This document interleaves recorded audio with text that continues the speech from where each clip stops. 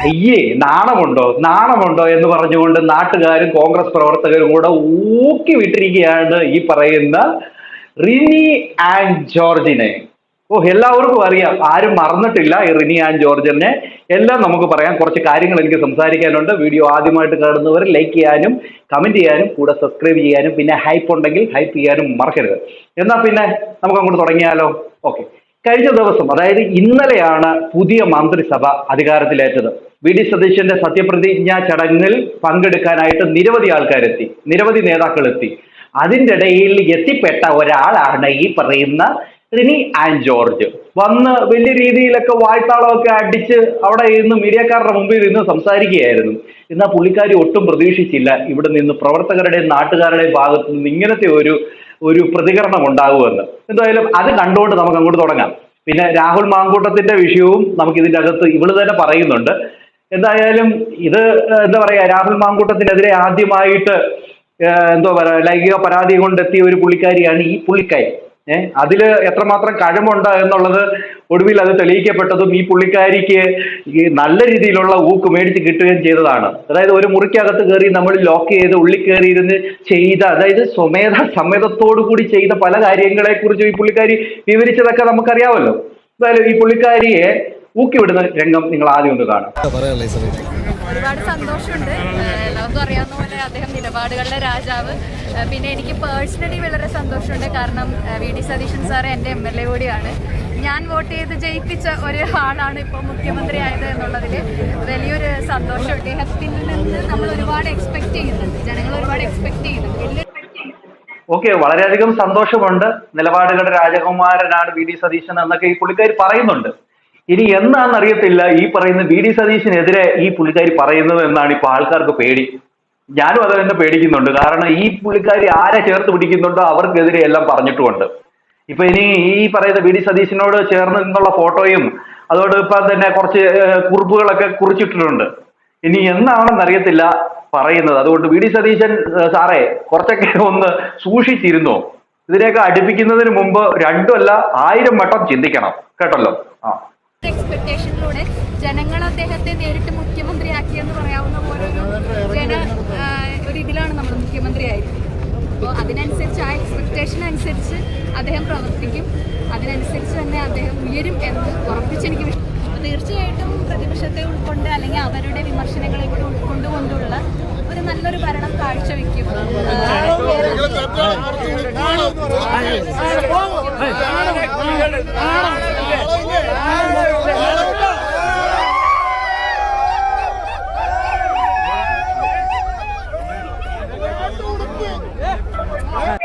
ആ ചേട്ടന്റെ ഒക്കെ കൂവല് കണ്ടോ?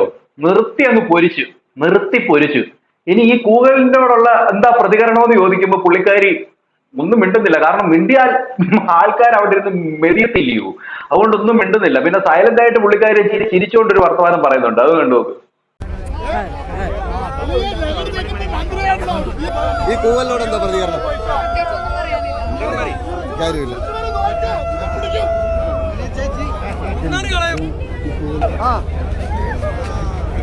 ഞാനിവിടെ ഉണ്ട്. എടുക്കാൻ ആള് കൂടിയാണ്. ഞാനങ്ങോട്ട് വിളിക്കാം. വേൽത്താളില്ല.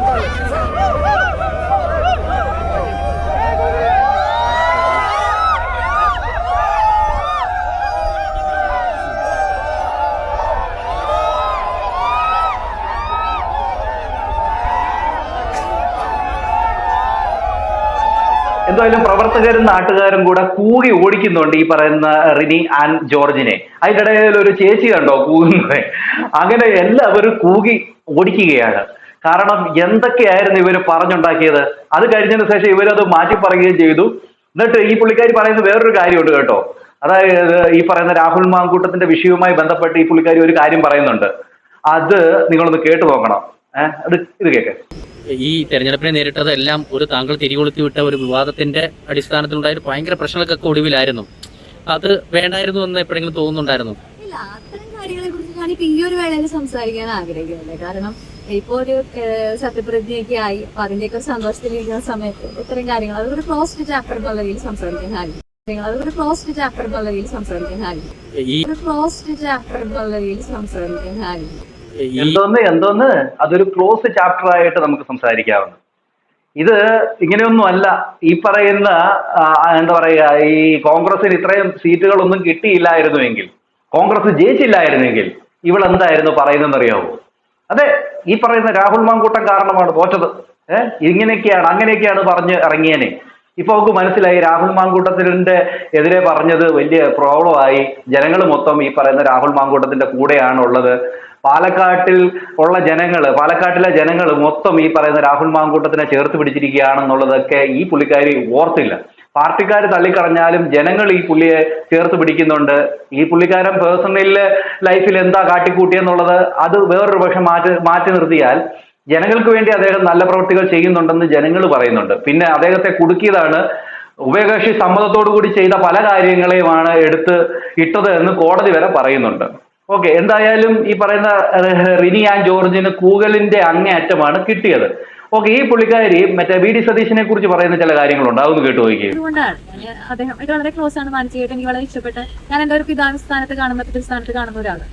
അപ്പോൾ എന്റെ MLA സത്യപ്രതിജ്ഞ ചെയ്തു, CM ആയിട്ട് സത്യപ്രതിജ്ഞ ചെയ്യാന്ന് പറഞ്ഞാൽ എന്റെയും കൂടി വലിയൊരു ആഗ്രഹമായിരുന്നു. കാരണം അദ്ദേഹത്തിന് പല സമയത്തും മന്ത്രിസ്ഥാനമൊക്കെ നഷ്ടപ്പെട്ട് പല സ്ഥാനങ്ങളും നഷ്ടപ്പെട്ടാണ്. അപ്പോൾ ഞാനൊരു പറവൂരിയായി എന്നുള്ള നിലയിൽ എന്റെ MLA ഉണ്ടായ ഒരു വേദനയിൽ ഒരുപാട് വേദനിച്ചിട്ടുള്ള ഒരാൾ കൂടിയാണ്. അപ്പൊ എന്റെ MLA CM ആകുമ്പോൾ ഞാൻ അങ്ങനെ പാർട്ടിക്കാരി എന്നുള്ള രീതിയിലല്ല വന്നത്, എന്റെ MLA സത്യപ്രതിജ്ഞ ചെയ്യുന്നത് കാണാൻ വേണ്ടി വന്നത്. അച്ഛനെ പോലെയൊക്കെയാണ് കരുതുന്നത്, അച്ഛന്റെ സ്ഥാനമാണെന്നൊക്കെ പറയുന്നുണ്ട്. പക്ഷെ അച്ഛന്റെ സ്ഥാനമുള്ള മനുഷ്യനെ കുറിച്ച് വേറൊന്നും പറയാതിരുന്നാൽ നമുക്ക് അത് എന്താ പറയുക, ഒരു സമാധാനം. വല്ല പറഞ്ഞു കഴിഞ്ഞാൽ ഈ പറയുന്ന ആൻ ജോർജെ എന്താകുമെന്ന് പിന്നെ കണ്ടറിയേണ്ടതായിട്ട് വരും. ഓക്കെ, ഇനി അടുത്തത് ഈ രാഹുൽ മാങ്കൂട്ടം പറഞ്ഞ ചില കാര്യങ്ങളുണ്ട്, അതൊന്ന് കണ്ടു. കേരളത്തിലെ എക്സാമല്ലമാർക്ക് എല്ലാവർക്കും ക്ഷണമുണ്ട്. നീ ആരാ ക്ഷണിച്ചതെന്ന് ചോദിച്ചാൽ കേരളത്തിലെ 3.5 കോടി മലയാളികളെ കഴിഞ്ഞ ദിവസം ശ്രീ വി ഡി സതീശൻ ക്ഷണിച്ചിരുന്നു. പാസ് എക്സാമല്ലമാരുടെ പാസ്സും ഉണ്ട്. സന്തോഷമുള്ളത്, കാരണം എങ്ങാനും എന്തെങ്കിലും ഒരു ക്ഷീണം ഉണ്ടായിരുന്നെങ്കിൽ പറഞ്ഞാൽ രാഹുൽ മാങ്കൂട്ടത്തിൽ തോറ്റു എന്ന് പറഞ്ഞാൽ ഇപ്പൊ എന്തായാലും ജയിക്കുമ്പോൾ അത് പറഞ്ഞില്ല എങ്കിലും സത്യമല്ലേ, ഇത് തന്നെ പറഞ്ഞേനെ. ഇപ്പൊ എന്തുവായാലും രാഹുൽ മാങ്കൂട്ടം കാരണം തോറ്റു എന്ന് പറയത്തില്ല. രാഹുൽ മാങ്കൂട്ടം കാരണം വമ്പൻ വിജയം കിട്ടി എന്നേ പറയാൻ പറ്റത്തുള്ളൂ. അല്ലെങ്കിൽ പാലക്കാടേലും തോറ്റുപോയേനെ. തോറ്റോ? ഇല്ല. കാരണം എന്താണ്, രാഹുൽ മാങ്കൂട്ടം ഒക്കെ അവിടെ ചെയ്തു വെച്ച നല്ല കാര്യങ്ങൾ കൊണ്ട് തന്നെയാണ് പിഷാരടിക്ക് അത്ര ഹൈ മാർജിനിൽ ജയിക്കാൻ പറ്റിയത്. പിന്നെ ആദ്യം ഷാഫി പറമ്പിലൊക്കെ ചെയ്തു വെച്ചതിന്റെ തുടർച്ചയാണ് ഈ രാഹുൽ മാങ്കൂട്ടം ഒക്കെ ചെയ്തു വെച്ചത്. പിന്നെ അഥവാ രാഹുൽ മാങ്കൂട്ടം അവിടെ നാട്ടുകാർക്കൊന്നും ചെയ്തിട്ടില്ലായിരുന്നുവെങ്കിൽ പിഷാരടി ഒരിക്കലും അവിടെ ജയിക്കുമോ? പിന്നെ ഈ രാഹുൽ മാങ്കൂട്ടത്തിന്റെ കയ്യിൽ കുറച്ച് സത്യമുണ്ടെന്ന് ജനങ്ങൾക്ക് മനസ്സിലായതുകൊണ്ടാണ് അദ്ദേഹത്തെ ഇപ്പോഴും ചേർത്ത് പിടിക്കുന്നത്. ഈ ഒരു സത്യപ്രതിജ്ഞാ ചടങ്ങിൽ എത്തിയപ്പോൾ തന്നെ എന്തൊരു ആരവത്തോടു കൂടിയാണ് ഇദ്ദേഹത്തെ സ്വീകരിച്ചതെന്ന് അറിയാമോ ജനങ്ങൾ? അപ്പൊ ജനങ്ങൾക്ക് ഇദ്ദേഹത്തിന്റെ ഭാഗത്ത് കുറച്ചെങ്കിലും ശരിയുണ്ടെന്ന് ഇപ്പോഴും വിശ്വസിക്കുന്നുണ്ട്. അതുമല്ല, കോടതി വരെ പറയുന്നുണ്ട് ഉഭയകക്ഷി സമ്മതത്തോടു കൂടിയാണ് പല കാര്യങ്ങളും നടന്നിരിക്കുന്നതെന്ന്. ഇനി ഇതിന്റെ ഫുള്ളായിട്ടൊരു പിന്നെ എന്താ പറയാ, കോടതി വിധി വരുമ്പോൾ നമുക്ക് അറിയാൻ സാധിക്കും എന്താണ് ഇതിന്റെ അകത്തെ കറക്റ്റ് എന്നുള്ളത്. ഇത് രാഹുൽ മാങ്കൂട്ടം തന്നെ പറയുന്നുമുണ്ട്, കോടതി വിധി വരുന്ന സമയത്ത് നിങ്ങളൊക്കെ മാറ്റി പറയേണ്ട ഒരു അവസ്ഥ വരുമെന്നും പറയുന്നുണ്ട്. ഓക്കെ, ബാക്കി എനിക്കൊരു വലിയ റിലീഫാണ് സത്യത്തിൽ. പിന്നെ സന്തോഷമുള്ള കാര്യമാണ്, കാരണം ഇപ്പോൾ ജനപ്രതിനിധി ആവുക എന്ന് പറഞ്ഞൊരു വലിയ അവസരമാണ്. അതെനിക്ക് പാർട്ടി തന്നു. അതിനേക്കാൾ ഞാൻ എൻജോയ് ചെയ്യുന്നത് രാഷ്ട്രീയം പറയുന്നതിനകത്താണ്. അതിപ്പോഴും ഞാൻ ചെയ്തുകൊണ്ടിരിക്കുന്നു. നമുക്ക് ശേഷം നമ്മുടെ മണ്ഡലം ജയിക്കാൻ പറ്റുക എന്ന് പറഞ്ഞൊരു വലിയ കാര്യമാണ്. 10 വർഷക്കാലമായി കേരളത്തിലെ UDFന്റെ പ്രവർത്തകർ, കോൺഗ്രസിന്റെ പ്രവർത്തകർ തെരുവിൽ നീതി നിഷേധത്തിനെതിരായിട്ട് വലിയ സമരമായിരുന്നു. ആ സമരത്തിന് ജനം നൽകിയ അംഗീകാരമായിട്ടാണ് ഈ 102 ഉജ്ജ്വല ഭൂരിപക്ഷത്തോടു കൂടിയ മന്ത്രിസഭയെ കാണുന്നത്. ഇവിടെ ഈ പറയുന്ന സമരത്തിന്റെ കാര്യം, സമരത്തിൽ കുറെ പേരെ എടുത്തിട്ട് അടിച്ചില്ലേ, ആ ഒരു വിഷയവുമായി ബന്ധപ്പെട്ട് മുഖ്യന്റെ ഒരു കാര്യം പുറത്തുവിട്ടിട്ടുണ്ട് വി ഡി സതീശൻ. അത് നമുക്ക് പറയാം. ആദ്യം ഇത് തീരട്ടെ. ആ നീതി നിഷേധം ജനങ്ങൾ നേരിട്ടിരുന്നു. ആ നീതി ജനങ്ങൾക്ക് ലഭിക്കും എന്നുള്ള വിശ്വാസമുണ്ട്. ടീം UDF തകർത്തു, ടീം കേരളം ഒരുമിച്ച് നിന്ന് ഒരു ദുഷ്ഭരണത്തെ തകർത്തു എന്ന് പറയുന്നത് കുറച്ചുകൂടെ ശരിയാണ്. ഗംഭീരമായ മന്ത്രിസഭയാണ്. കാരണം എക്സ്പീരിയൻസും ചെറുപ്പവും പുതുമുഖവും എല്ലാം കൂടെ ബ്ലെൻഡായിട്ടുള്ള മന്ത്രിസഭയാണ്. ഒരു പുതുമുഖം മുഖ്യമന്ത്രിയായി തന്നെ കടന്നു വരുന്നു. ഒരു പുതുമുഖ മന്ത്രിസഭ ഉണ്ടാകുന്നു. ഒരു പുതുയുഗ കേരളം ഉണ്ടാകുന്നു. ലീഡർഷിപ്പ് ട്രാൻസ്ഫോർമേഷൻ ഉണ്ടായി. കാരണം ഇതുവരെ കേരളം ഭരിച്ചിരുന്നത് 80s ലീഡേഴ്സ് ആയിരുന്നു. അവിടെ നിന്നൊരു ലീഡർഷിപ്പ് ട്രാൻസ്ഫോർമേഷനാണ് പുതിയ ടീമിലൂടെ ഉണ്ടാകുന്നത്. പ്രോ കോൺഗ്രസ് ആയ മുഴുവൻ ആളുകളും നമ്മളെല്ലാവരും മന്ത്രിസഭയിലായി. ഞങ്ങളെല്ലാവരും മന്ത്രിമാരാണെന്നുള്ളൊരു ഫീൽഡാണ്. 102 മന്ത്രിമാരല്ല, കേരളത്തിലെ 3.5 കോടി മന്ത്രിമാരാണ് ഉള്ളത്. അപ്പോൾ ആ മന്ത്രിസഭയിൽ PT ബൽറാമും ചാണ്ടി ഉമ്മനും എല്ലാവരും ഉണ്ട്. അവർ ഏറ്റവും ഏബിളും എഫിഷ്യന്റുമാണ്. അതുകൊണ്ടാണല്ലോ വലിയ ഭൂരിപക്ഷം നൽകി തൃത്താലയിലും പുതുപ്പള്ളിയിലും ഒക്കെ MLA-മാരായി അവർ കടന്നു വന്നത്. അപ്പോൾ അതുകൊണ്ട് ഇതൊരു നല്ല രീതിയിൽ തന്നെ ഇവർക്ക് ഭരിക്കാൻ സാധിക്കട്ടെ എന്നാണ് എനിക്ക് പറയാനുള്ളത്. അല്ലാതെ ജനങ്ങളെ പറ്റിച്ചും ജനങ്ങൾക്കെതിരെ അഴിമതി കാണിക്കുകയൊക്കെ ചെയ്തു കഴിഞ്ഞാൽ നമ്മൾ തന്നെ തിരിച്ച് നിങ്ങൾക്കെതിരെ പറയേണ്ടതായിട്ട് വരും. നല്ല രീതിയിൽ ഭരിച്ചാൽ എന്നും ജനങ്ങളുടെ കയ്യടി നേടും എന്നുള്ള കാര്യത്തിൽ ഒരു സംശയമില്ല. എന്തുമായാലും നിങ്ങൾ ഇതൊന്ന് കണ്ടു നോക്കണം. ഈ പറയുന്ന രാഹുൽ മാങ്കൂട്ടത്തിന്റെ സപ്പോർട്ടുമായിട്ട് ഈ പറയുന്ന ശ്രീനാദേവി കുഞ്ഞമ്മ പറഞ്ഞ ഒരു കാര്യമുണ്ട്, അതൊന്ന് കേട്ടു. രാഹുൽ മാങ്കൂട്ടത്തിൽ വിഷയം തെരഞ്ഞെടുപ്പിൽ UDF-നെ നെഗറ്റീവായിട്ട് ബാധിക്കുമെന്ന് പ്രതീക്ഷിച്ചവർക്ക് നിങ്ങൾ സ്വീകരിച്ച വഴികളും മാർഗങ്ങളും എല്ലാം തെറ്റായിരുന്നുവെന്ന് ഈ തിരഞ്ഞെടുപ്പിലൂടെ അടുത്ത സമയത്ത് തന്നെ ഒരു ഓഗസ്റ്റ് ജൂലൈ മാസം സ്റ്റാർട്ട് ചെയ്ത ഒരു വിഷയത്തിന് ഡിസംബറിലും നെക്സ്റ്റ് ഏപ്രിലുമായിട്ട് മറുപടി കിട്ടിയിട്ടുണ്ട് എന്നുണ്ടെങ്കിൽ ആ വിഷയത്തിൽ എടുത്ത നിലപാടുകളുള്ള തെറ്റ് എത്രത്തോളം വലുതായിരുന്നു എന്ന് ഇടതുപക്ഷം ബോധ്യപ്പെടും എന്ന് തന്നെ നമുക്ക് ചിന്തിക്കാം. അത് ചിന്തിക്കേണ്ട ഒരു കാര്യമില്ല. ആ നിലപാടുകൾ തെറ്റായിരുന്നു. രാഹുൽ മാങ്കൂട്ടത്തിനെതിരെ എടുത്ത അമ്പുകളൊന്നും കൊള്ളത്തില്ല, ഒട്ടിഞ്ഞുപോയി, മോനെ ഒടിഞ്ഞതായിരുന്നു എന്ന് ജനങ്ങൾ തെളിയിച്ചു എന്നതാണ് അതിൻ്റെ അകത്ത് ഒരു സത്യം. ഇവിടെ ശ്രീനാദേവി കുഞ്ഞമ്മ പറഞ്ഞ കാര്യം ഏതാണ്ടൊക്കെ കറക്റ്റാണ്. രാഹുൽ മാങ്കൂട്ടത്തിന് സപ്പോർട്ടുമായിട്ട് എത്തിയ ഒരാൾ തന്നെയായിരുന്നു ഈ പറയുന്ന ശ്രീനാദേവി കുഞ്ഞമ്മ.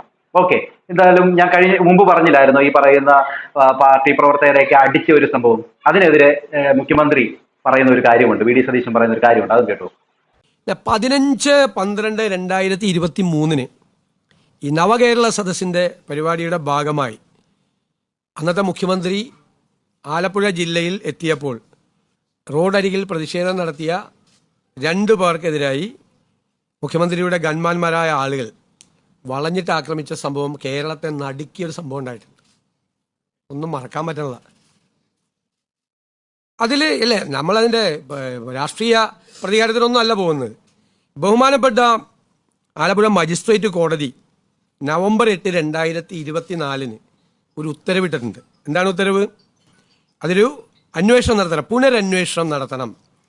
കാരണം ഇവർ പറഞ്ഞത് ഒരു തെളിവും ഇല്ല എന്നാണ് പറഞ്ഞത്. അപ്പോൾ വീഡിയോ ഉണ്ടെന്ന് പറഞ്ഞു, വീഡിയോ ഇല്ല എന്ന് പറഞ്ഞു. അപ്പോൾ ഇവർ വീഡിയോ ഹാജരാക്കിയപ്പോൾ കോടതിക്ക് അത് ബോധ്യമായി.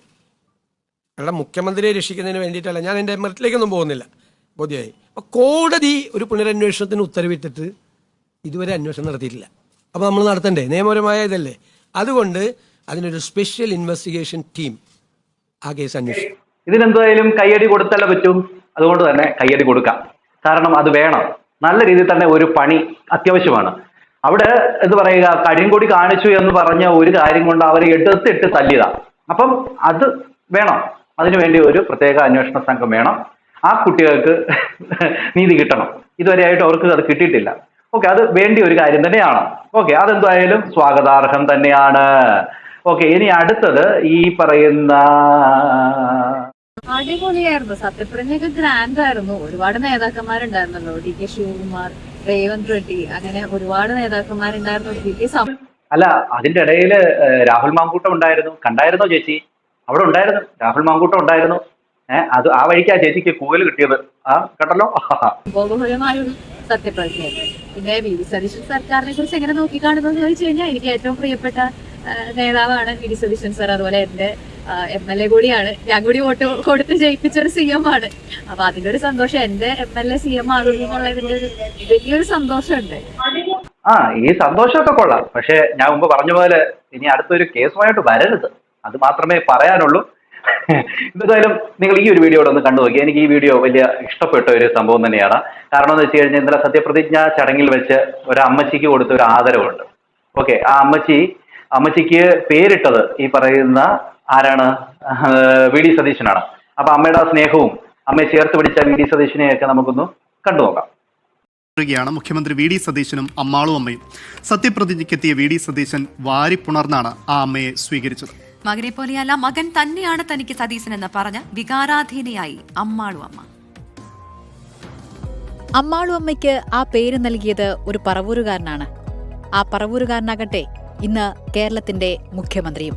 സീതാലക്ഷ്മി അമ്മാൾ എന്നാണ് അമ്മാളു അമ്മയുടെ യഥാർത്ഥ പേര്. സീതാലക്ഷ്മി അമ്മാൾ. സതീശനിട്ട പേരാ എനിക്ക് അമ്മാളു അമ്മ. ആ പേരും മതി അമ്മേ, സീതാലക്ഷ്മി വേണ്ടാന്ന്. അങ്ങനെ അമ്മാളു അമ്മ, കടക്കാരിട്ട പേരും അമ്മാളു അമ്മ. ആ പേരാ ഇപ്പം നിലനിൽക്കുന്നത്. മുഖ്യമന്ത്രി വി ഡി സതീശനും അമ്മാളു അമ്മയും തമ്മിലുള്ളത് വർഷങ്ങളുടെ ആത്മബന്ധം. 2018 പ്രളയ സമയത്ത് ദുരിതാശ്വാസ ക്യാമ്പിലെത്തി തന്നെ ചേർത്തുപിടിച്ച വി ഡി സതീശനെ ഇന്നും ആ അമ്മ ഓർക്കുന്നു. മക്കളില്ലാത്ത അമ്മാളു അമ്മയ്ക്ക് സതീശൻ സ്വന്തം മകൻ തന്നെ. മമ്മൂട്ടിയെ കാണുമെന്ന് ഞാൻ പറഞ്ഞു, എന്നെ കൊണ്ടുപോകാനും പറഞ്ഞു. അങ്ങേരുടെ കാറിൽ തന്നെ, കാറിൽ പലയിടത്തും എന്നെ കൊണ്ടുപോയിട്ടുണ്ട്. അതുപോലെ ലോകം ഭരിക്കണമെങ്കിൽ സതീശനെ പറ്റുള്ളൂ, നമ്മളെ കൊണ്ടും പറ്റൂല. അങ്ങേര് പറയുന്ന വർത്തമാനമൊക്കെ നമുക്ക് പറയാൻ പറ്റുമോ? സത്യപ്രതിജ്ഞാ വേദിയിലേക്ക് കോൺഗ്രസ് പ്രവർത്തകരുടെ സഹായത്തോടെ എത്തിയ അമ്മാളു അമ്മയെ രാഹുൽ ഗാന്ധിയും മുഖ്യമന്ത്രി വി ഡി സതീശനും കെട്ടിപ്പിടിച്ചാണ് സ്വീകരിച്ചത്.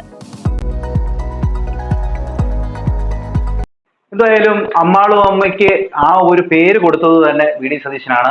പിന്നെ വി ഡി സതീശനെ കുറിച്ച് അമ്മാളു അമ്മ പറഞ്ഞ കാര്യങ്ങളൊക്കെ നിങ്ങൾ കേട്ടല്ലോ.